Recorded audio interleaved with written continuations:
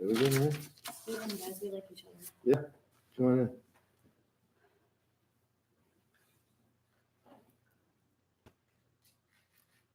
All right, my name is Jeff Anderson. I am one of the lawyers who is working with several survivors, some of whom appear with us here today. And they, each that are here, will introduce themselves as they speak. But we're here today to release the information that the Diocese of Rockville and the bishops refuse to release and choose not to.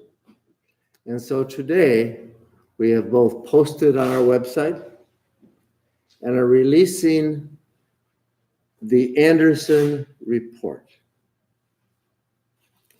And what it is an assembly of the names, the histories, and in most cases, the photographs of each of the clerics, each of the priests, who we know to have been publicly accused of childhood sexual abuse, who have worked in the diocese. The number assembled in this report is 65.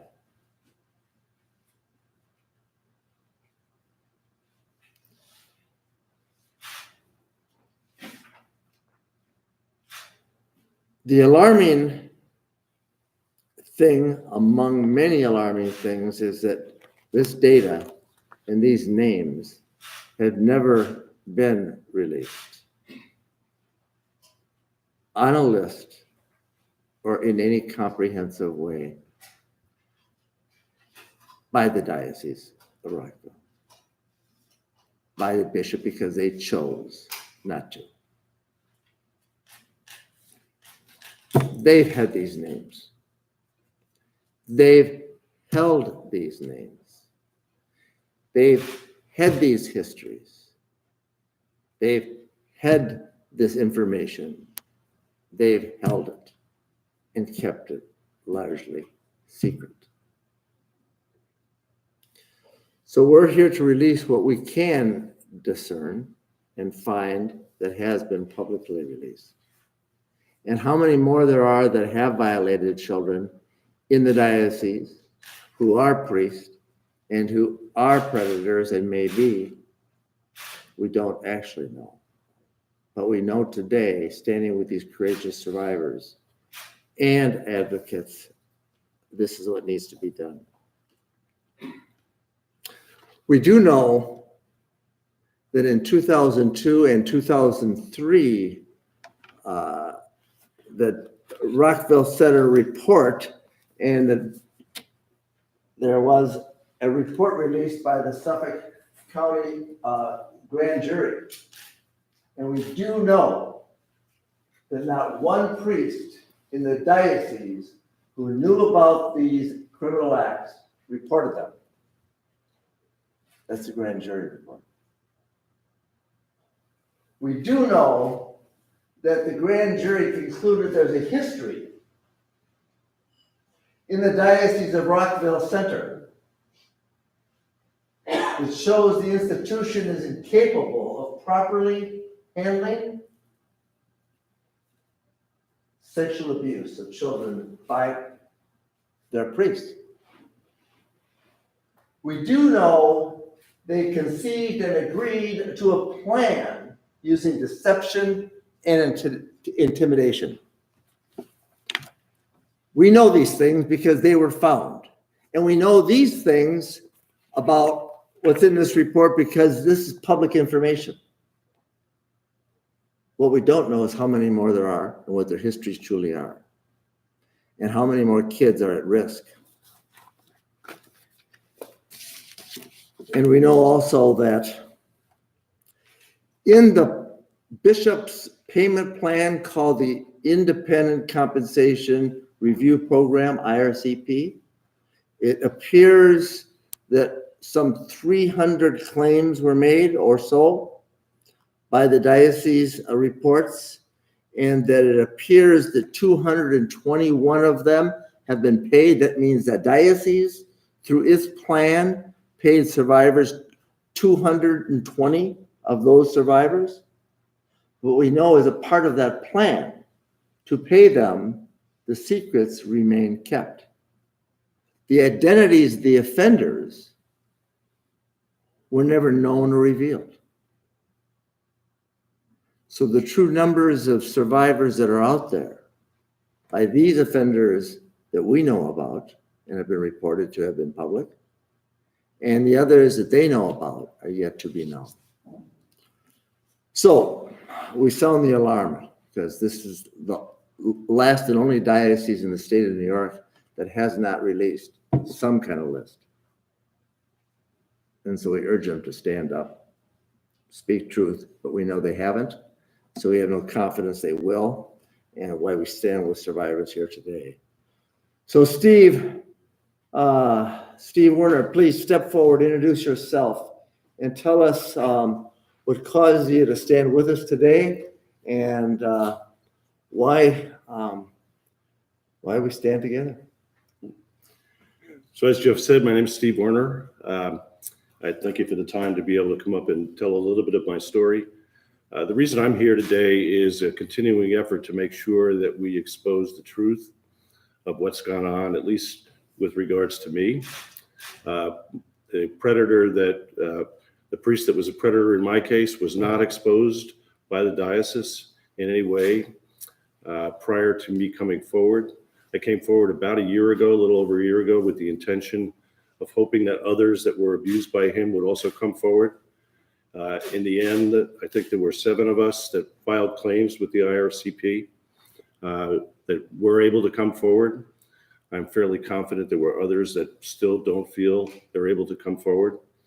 I hope my presence today will allow them to get more strength to be able to come forward and expose what occurred during their childhood years. You know, to me, it's really all about transparency and accountability. The IRCP made an offer to me. I have not accepted that offer. I feel strongly that the lack of transparency and accountability that became a part of that process that transparency is more important to me than a quick monetary offer that they offered. As Jeff said, those offers came along with strings where we couldn't proceed with any type of lawsuits prior to the New York State law being changed. So I continue on that path. I did prepare some speaking notes, so I hope you don't mind if I reference them. Jeff's asked me to speak from the heart, so I won't read them. But there's a couple things in here I think that you might be aware of. Wounds that come from this kind of experience don't heal in silence. I was silent for 35 years where I didn't tell a single soul what had occurred to me. And as news reports around the year 2000 started coming forward in the press every day, on the news, every day that was like getting punched in the gut. And it wasn't until 2013 when I first told anybody about what had occurred to me. That's a path towards no healing whatsoever. And so again, I hope that my presence here will help others to come forward, help expose what's gone on within the church. You know, I think it was Mahatma Gandhi that said, and I have the quote here, so I don't mess it up. You know, I like your Christ, but I do not like your Christians. Your Christians are so unlike your Christ. A lot of times people ask me about my opinion about what's going on with the Catholic Church and their responses to all of these abuse situations. And I always say to myself, what would Jesus have done? Jesus is who they follow. Would he have moved known predators to avoid disclosure? In my case, my predator was moved from a prior parish where he had allegations and moved, and he was put in charge of a youth music group. Right? And that predator is, let's get his name out there. His name was Peter Charland. Father Peter Charland, he is now deceased, but he is On this He's right down here. And so Steve, point him out right there. He's deceased, and as a result of you having gone public when you didn't have to use your name, and that got reported as a result, Stacy Benson, how many other survivors have come forward because Steve spoke up and identified Charland, who is a very charismatic priest and musician? How many have come forward? Total or That we know of, Charland? involving Charland. I would say at least 7 or 8. So I won't take you through all that, the rest of that list, but every step that I see the Catholic Church taking in response to these allegations, you know, I put it against that question of what would Jesus have done? And I think in every single case, my reaction is he would have done the exact opposite. You know, to take a known or an alleged predator and put him in charge of a youth group. That doesn't make sense. You know, the Pope recently came out and said, we're going to have a new rule. Priests must report to their bishop. These are crimes. They should be reporting to law enforcement, right? These are not the actions that I think there's just a lot of hypocrisy there in terms of the Catholic Church and what they've done.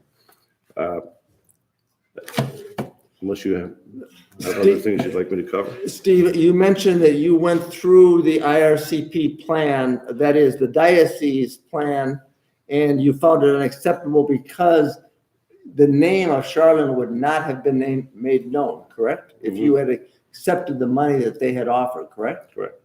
And you felt that you could not do that the truth needed to be known and his name needed to be identified publicly. Yeah, and just the fact of what I stated, where he was known to be moved, or he was known as an alleged predator and then moved, that fact wouldn't come forward. So, you know, I think the accountability and transparency that needs to be shown in order to expose things so that they don't continue to happen. So these are important. Thank you, Steve, for your courage and the truth that you've shared in the past and here today. The good news is under the Child Victims Act that has now been passed into law, you can stand up, you can bring an action, you can force the names of others to be required to be produced by this institution and others, and you could remain private. You've chosen not to be, correct? Correct. Okay. Thank you, sir. Thank you so much.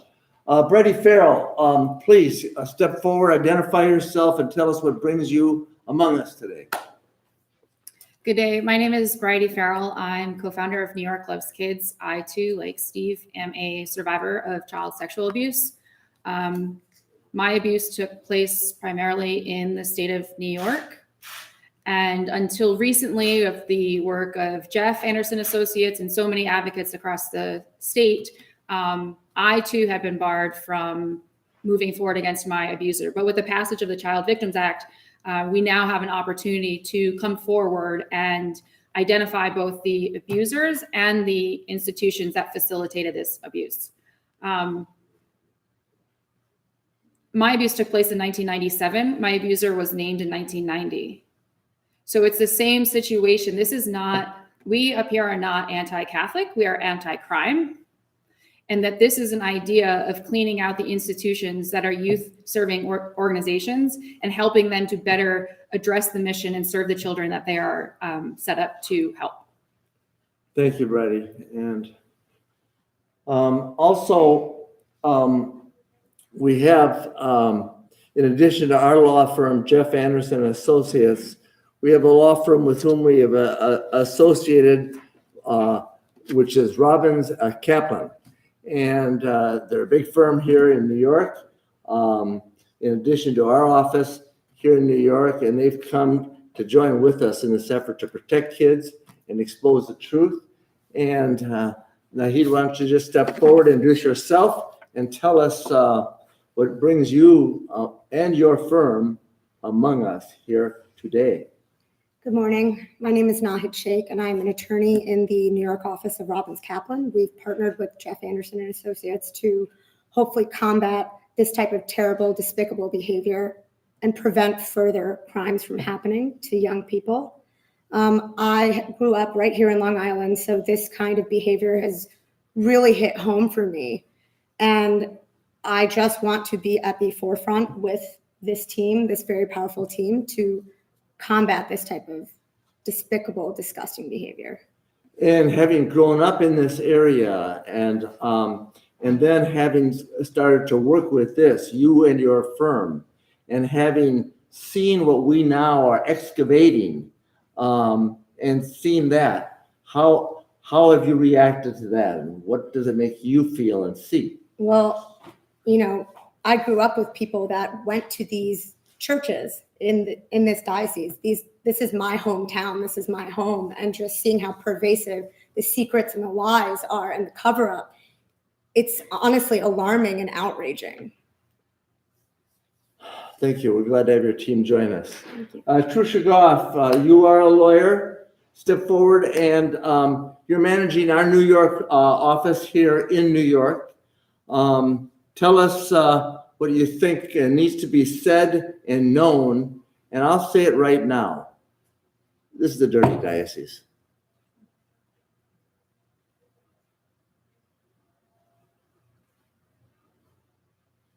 Trusha Goff with Jeff Anderson and Associates. This report, I think what's important to know about this is that this information is available because of the courageous survivors who have decided to speak publicly and courageously and tell their stories. But this is only a part of the picture, a small part of the information that the Diocese of Rockville Centre has. We know, as Jeff mentioned, that they made offers of compensation to over 200 people during the first year of the compensation program, the bishop's payout program. And what they haven't told us is who those offenders are, what they knew, where those offenders are. And these survivors, the ones that have spoken so courageously and made allegations publicly, deserve transparency, and they deserve that from the diocese. And that Trusha Goff, when you said they haven't told us who all the offenders are, and they also haven't told us where those offenders are that only they know and have kept secret. The peril isn't in the past. The peril is in the present. And until the truth is known, cannot be addressed by law enforcement, by the survivors, and by others. Thank you, Trusha. Stacy Benson, step forward and introduce yourself. And you, as one of the lawyers in the firm, have been working on this excavation, the preparation of this report, scrutinizing the Catholic bishops in New York with us and their behavior and their practices for some time, and in preparation of this report. Tell us what you think needs to be said and known more about Rockville Centre and what this all means. My name is Stacy Benson. I'm an attorney with Jeff Anderson and Associates. As Jeff mentioned, we've been compiling this information for years. We haven't gone in detail, but in 2015, we did file a public nuisance lawsuit against the Diocese of Rockville Centre. And starting probably around that time period or shortly thereafter, we started looking at the diocese closer. And the public information that you're finding here, we have 65 perpetrators named in this report. All of it's based on public information. Of these 65, 30 of them, we don't know where they are. One of the most alarming things in compiling this report and other reports that we've put together across the country is that we don't know where these perpetrators are. We don't know if they're in the communities next to you, in your schools, in your churches, in some youth-serving organization. We don't know that. And it should be up to the diocese to share this information with the public. And as Trusha mentioned earlier, there were 221 offers made in their compensation program, or the bishop's payout plan as basically what it is.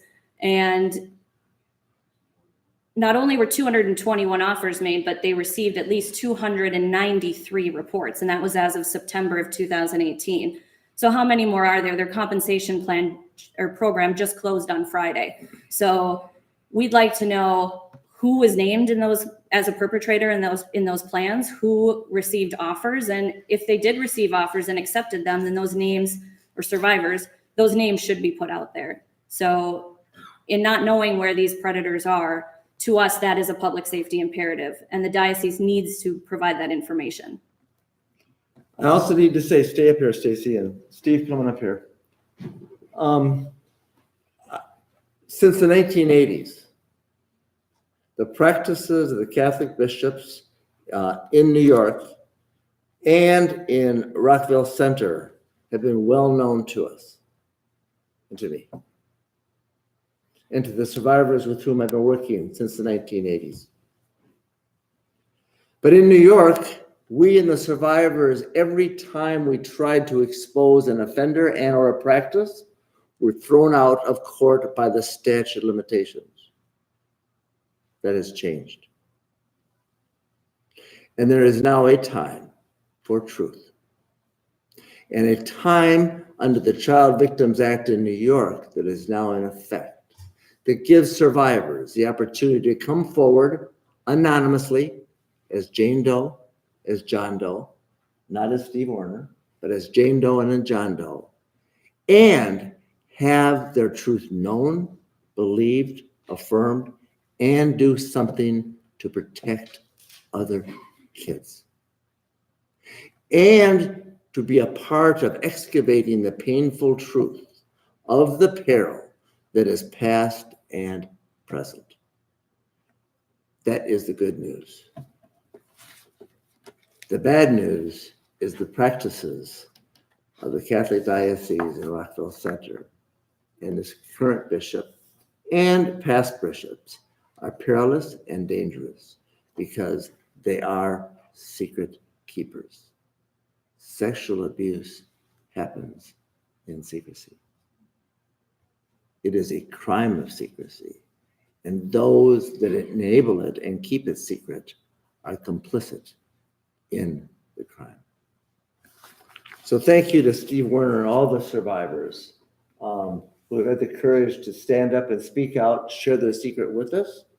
And there is hope, there is promise, and it requires courage and the kind of rigor that you demonstrated here today. And to all the survivors that are standing up and sharing their secret, don't have to go public like this, but need to share the secret and get some help, because there is hope and there can be healing and the kids can be better protected because of you and all the other survivors working with you and us, Bridie, and others across the state. And thank you to all of you for giving us a chance to reveal this shocking piece of information, but it's just a piece and it's just a part of the real story that needs to be revealed.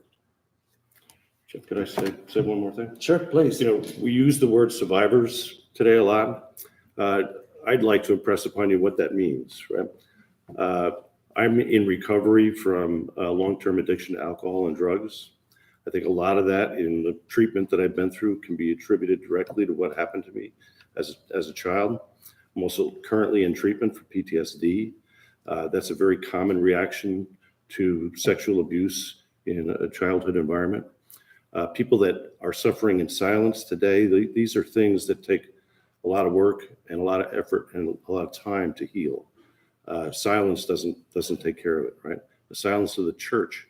There were up to 100 kids in the youth group that I was a part of. Only 7 of us have come forward to acknowledge that this happened to them.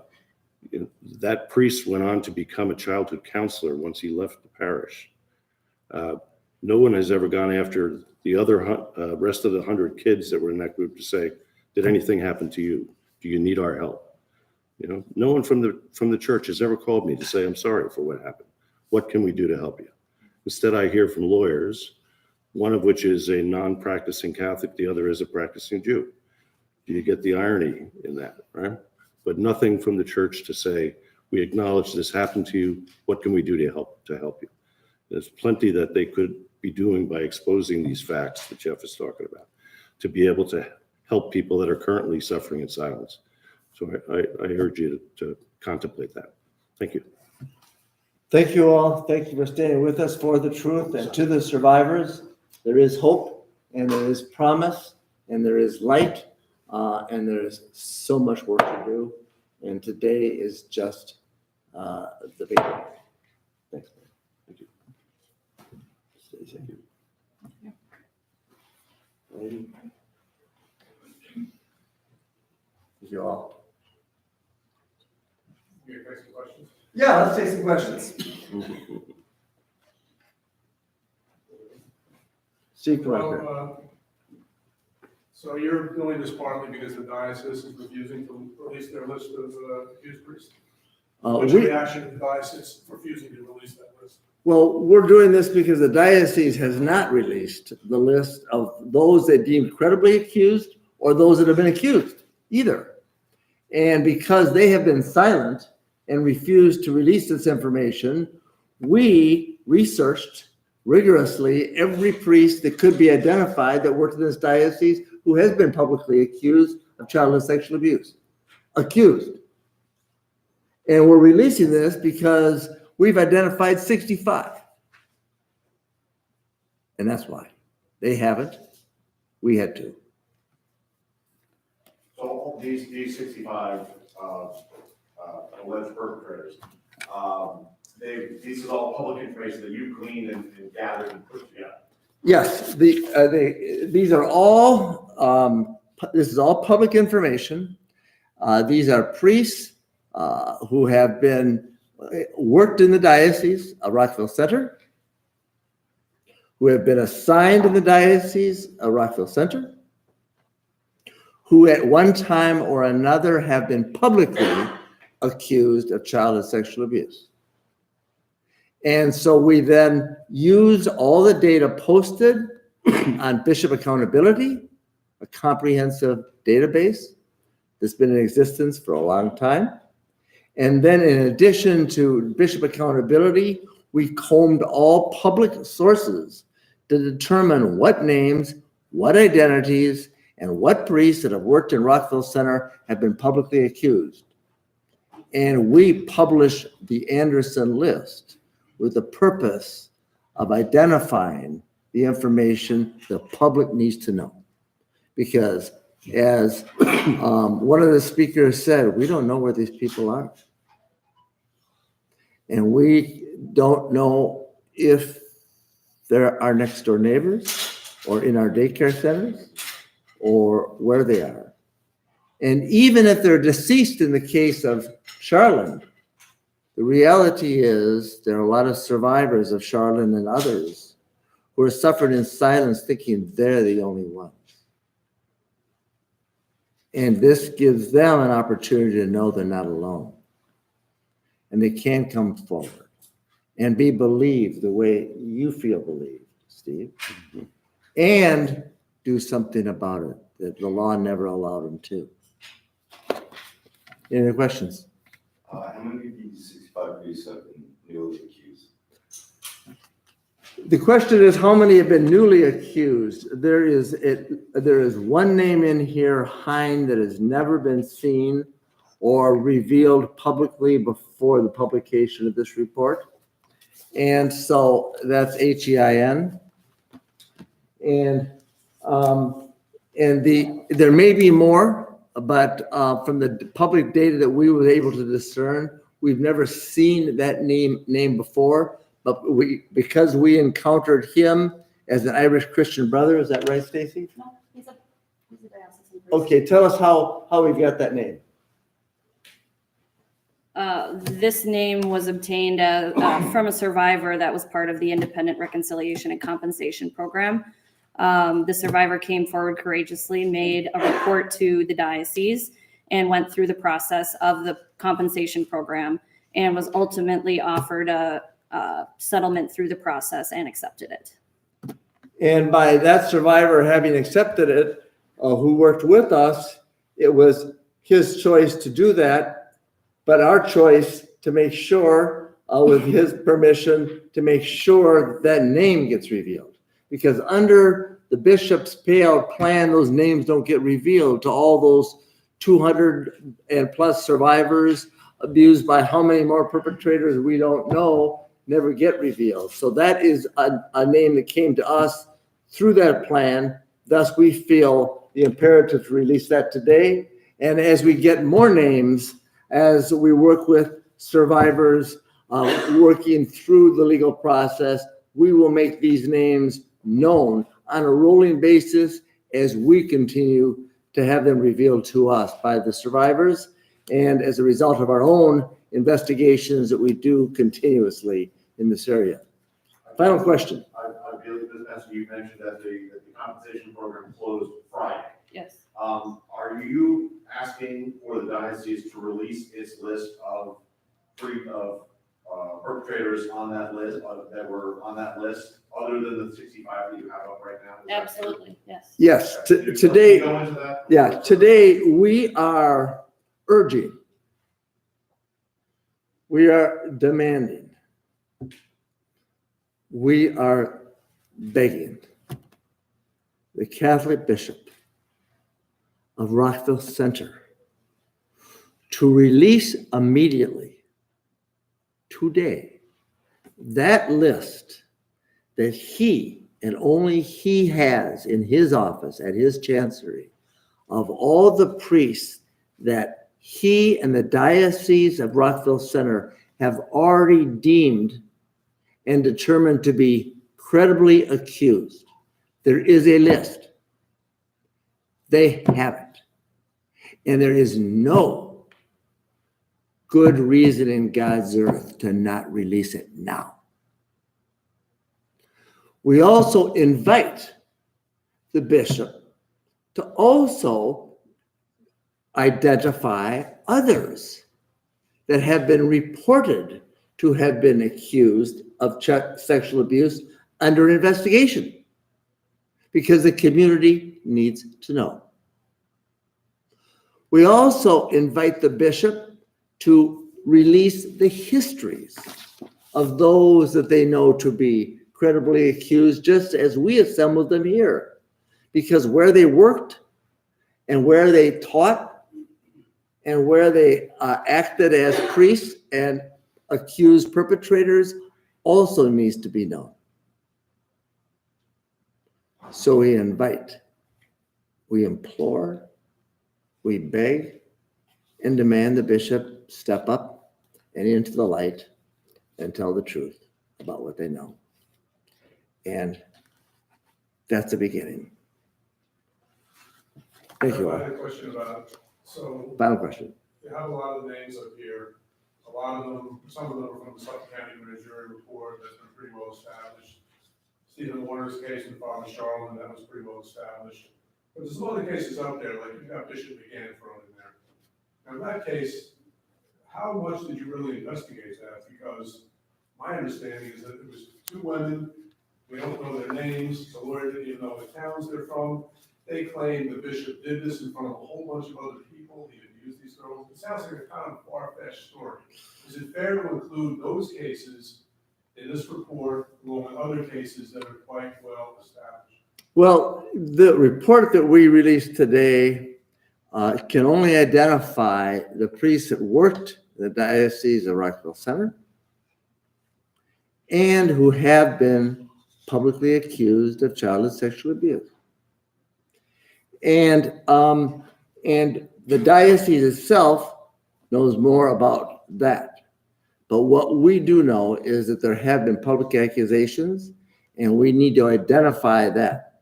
And to the extent to which individual investigation can be done, we don't have access to those survivors or those reporters. But what we have access to is the data published by the Catholic, in the Catholic directory, by the Catholic bishops about these histories and who's been publicly accused.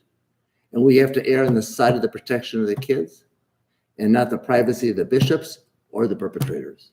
And when we do err, it will be on the side of the protection of the kids, if we do. And so far, no. We stand with what we've said, and we stand with what we've published, and we stand for the truth and in the light. That's the way we have to do it, because kids are at risk and survivors are hurting, and they need help. Thank you all. One more question. The diocese says they don't want to release this information because they want to protect the privacy of the survivors. Can you respond to that? Yeah, the diocese evidently has said they don't want to release this information because they want to protect the privacy of the survivors. That is so disingenuous. I've heard that so many times. This has nothing to do with the privacy of the survivors. This has everything to do with them protecting the privacy of the Catholic diocese practices and those employed by the bishop and the perpetrators. Because in order to release the names of the perpetrators, nobody needs to know the names of any survivors, anywhere. And the Catholic bishops across this country and in New York and in Rockville Centre, when they say that, makes my blood boil. Because it's a pretext